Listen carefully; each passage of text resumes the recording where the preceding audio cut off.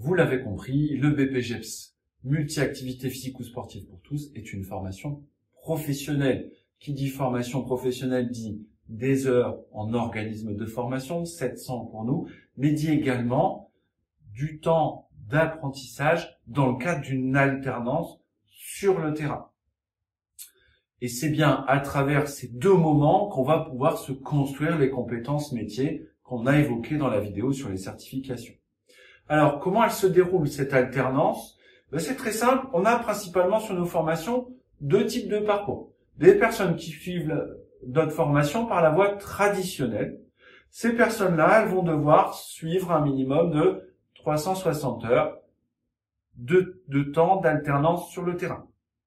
Deuxième type de voie sur nos formations, c'est la voie de l'apprentissage, c'est-à-dire que ce sont des candidats qui sont apprentis, qui sont salariés, qui ont signé un contrat d'apprentissage avec une structure, qui sont donc rémunérés tout au long de la formation, sur un principe de 35 heures semaine. Et donc, eux, ils vont avoir, dans leur temps de travail, le temps de formation chez nous, en moyenne, l'équivalent de 18 à 19 heures par semaine. Et puis, le reste du temps, pour combler le delta jusqu'aux 35 heures semaine, c'est du temps en apprentissage, à peu près 15-16 heures. Ces personnes-là devront réaliser l'équivalent de 882 heures de temps d'alternance et d'apprentissage sur le terrain. Deux types de profils, deux types de parcours, et chacun des deux, peu importe le volume horaire annoncé au départ, doivent réaliser 360 heures à minima, selon le cahier des charges que je vais vous évoquer à l'instant. Dans ces 360 heures, ils vont devoir intervenir, et vous allez devoir intervenir sur différents types d'activités. Au moins 170 heures sur les activités jeux sportifs. Activités de coopération, c'est un sport collectif, c'est un sport duel, comme du tennis de table, du tennis, ou encore du badminton. C'est un sport de combat, pied-point, boxe pied-point, de la lutte, ou un sport d'adresse. Deuxième type d'activité, activité d'entretien corporel, et là, il faudra faire au moins l'équivalent de 100 heures d'alternance. Activité rythmique avec du public adulte, avec du public enfant, circuit training avec du public adolescent, développement des capacités physiques. Et puis, il faudra réaliser au moins 90 heures dans le cadre des activités physiques de pleine nature. On les a évoquées, du tir à l'arc, de la course d'orientation. On est sur un environnement extérieur qui peut être changeant, soumis aux aléas climatiques, rando VTT, du canoë, et donc sur toute cette famille d'activités. Donc, 170, 100 et 90. Maintenant, ces activités, elles peuvent être mises en œuvre dans différents types d'environnements. Et nous, on a dressé, dans notre cahier des charges, une liste de structures dans lesquelles il faudra à minima faire au moins 20 heures d'alternance. Pourquoi ce choix? C'est très simple, c'est que pour découvrir le métier, il faut pouvoir en découvrir les différents endroits où il se pratique, en avoir une vision large pour pouvoir après se déterminer et choisir ce qu'on a envie de faire. Alors, il va falloir réaliser au moins 20 heures en association loi 1901 ou en club sportif, en accueil de loisirs.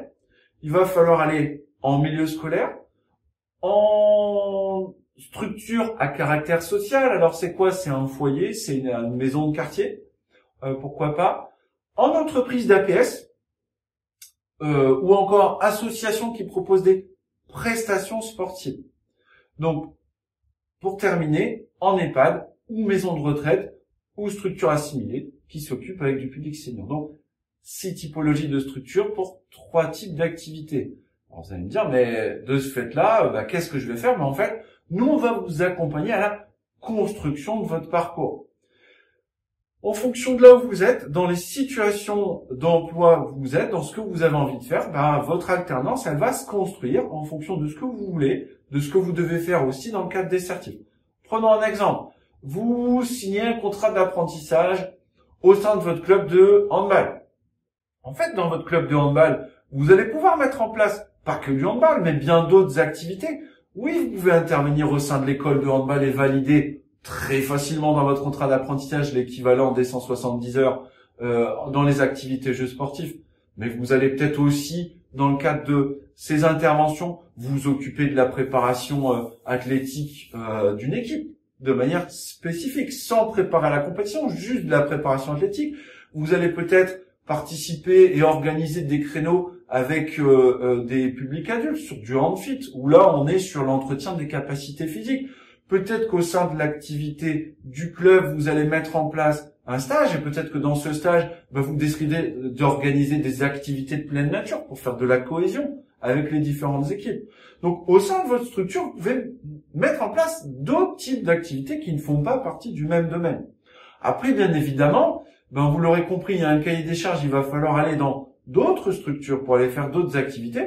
Le but du jeu, si par exemple vous êtes apprenti au sein d'un club comme celui-ci, ça va être de le faire à des moments les plus opportuns. Et nous, on va pouvoir vous glisser aussi à l'oreille, vous aider à vous organiser dans votre alternance. À quel moment on va pouvoir aller faire un stage dans une entreprise d'activité physique qui propose, pourquoi pas, des activités physiques de pleine nature. Peut-être que ça va aller se faire en mois de juillet, là où la vie du club, elle est plutôt ralentie. Les activités que vous allez pouvoir réaliser en accueil de loisirs, autrement dit en centre de loisirs, c'est quelque chose qui peut également se faire à cette période, ce qui va vous permettre de rester à disposition de votre structure employeuse. Il vous restera de ce fait-là, essayer d'intervenir en milieu scolaire et en EHPAD, et ça pour un minimum de 20 heures tout au long de l'année, c'est quelque chose qui peut s'organiser assez facilement. Maintenant, vous, dans vos activités au sein de la vie de votre structure, vous pouvez créer des partenariats et les réaliser via votre structure. Peut-être que vous pouvez créer un partenariat entre votre structure club et les accueils de loisirs, les centres aérés de votre commune, où vous allez pouvoir valider de ce fait-là un certain nombre d'heures par rapport à cette structure. Au cas d'usage, vous réalisez votre stage, vous êtes pourquoi pas apprenti, vous faites ça en stage avec une mairie. Avec la mairie, en fait, vous allez pouvoir intervenir en milieu scolaire assez facilement, et peut-être en grande quantité s'il y a des éducateurs territoriaux. Vous allez pouvoir faire du périscolaire, des ACM qui sont organisés par la mairie. Vous allez pouvoir intervenir dans les maisons de retraite ou les EHPAD qui sont en lien et en gestion avec la mairie. Et puis, il vous faudra intervenir au sein d'une maison de quartier en partenariat avec votre mairie et dans une entreprise d'activité physique. Donc, en fonction de l'endroit où vous allez être, il va falloir vous construire ce parcours de formation. Et nous, bien évidemment, on va y prendre du temps, on va vous y aider. Ce parcours d'alternance, il va également se construire en fonction de votre projet professionnel. Si vous avez envie de vous spécialiser dans l'entraînement, la discipline dans laquelle vous êtes en contrat d'apprentissage, je veux ensuite, après mon BPGEPS APT, chercher un BMF foot, un DEGEPS volley, j'ai tout intérêt à, dans le cadre de mon stage, valoriser et passer du temps autour de la préparation de l'athlétique, pourquoi pas, d'une équipe senior. J'ai pas le droit d'encadrer à l'activité sur les compétences technico-tactiques pour amener à de la compétition. Par contre, je peux suivre des équipes en compétition sur la préparation athlétique. Ça, c'est tout à fait possible. J'ai le projet de devenir éducateur sportif et de travailler à mon compte. Là, forcément, il va falloir que je puisse essayer d'organiser mon alternance pourquoi pas, si j'ai envie de le faire, me rapprocher d'autres entreprises d'activité physique et sportive pour voir comment elles fonctionnent, ou encore d'aller vers du public adulte ou senior, parce que j'ai envie de travailler et de réaliser des prestations avec des personnes âgées. On va vous accompagner. Il y a ce cahier des charges tel que je l'ai exposé. Il y a les attendus des certifications. Puis il va falloir vous construire votre parcours dans tout ça pour pouvoir vous former au métier. Bien évidemment, se former sur le terrain, ça veut dire aussi être accompagné.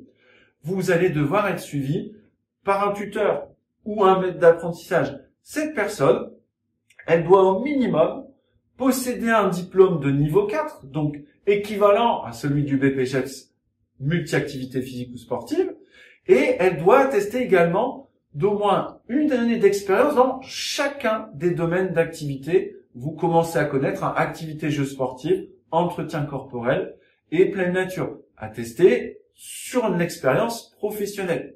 Cette personne, elle va pouvoir vous suivre et elle doit vous suivre dans votre quotidien.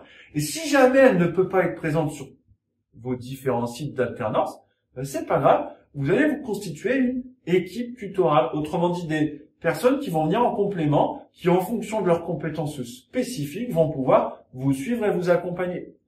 C'est par exemple, si vous êtes en stage au sein d'une mairie, mis à disposition dans une association sportive et par exemple un club de football, c'est une personne qui au sein du club possède un diplôme équivalent au minima au brevet de moniteur football, donc niveau 4, et qui possède au moins une année d'expérience dans le champ des activités et jeux sportifs, qui va pouvoir vous guider.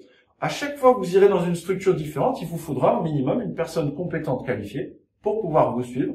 Et très certainement, vous aurez de ce fait-là un tuteur, puis des personnes ressources, des conseillers de stage, qu'on peut les appeler, qui vont vous suivre au quotidien. Ces personnes devront attester de leurs expériences, nous transmettre leur diplôme. Et quand vous irez faire des stages, à chaque fois, il y aura une convention tout simplement à mettre en œuvre, à signer avec votre lieu de stage.